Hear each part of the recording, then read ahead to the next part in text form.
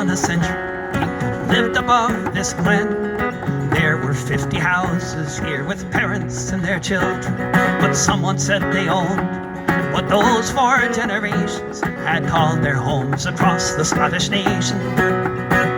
Allotments kept on shrinking while the rent would only rise. One by one the broken crofters left the open skies, the frozen shores of Nova Scotia in a far-off colony, or somewhere else across the sea.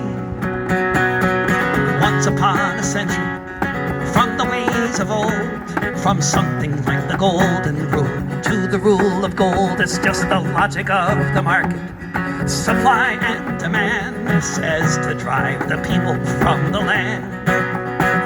Instead of eerie silence reverberating all around, among the gardeners and shepherds, you would hear the sound of the pipes and drums and choirs of the songs that would be sung, and the stories that were told in the Gaelic tongue.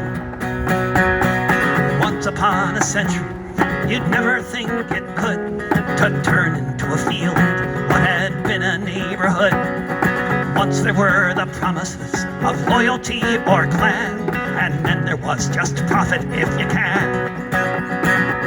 If we travel back to a different time and space, it was possible for most to afford to live someplace, but it's the logic of the market, each investor's conviction.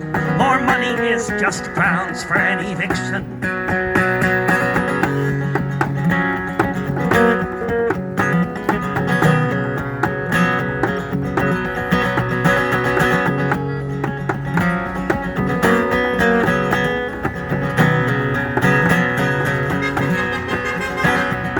Once upon a century, cleared the Highlands for the sheep.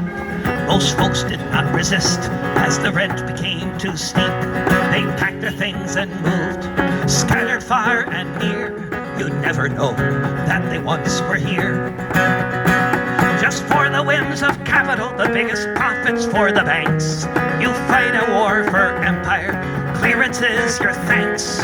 From the crofts of Scotland to the sidewalks of LA, if anything has changed, who can say?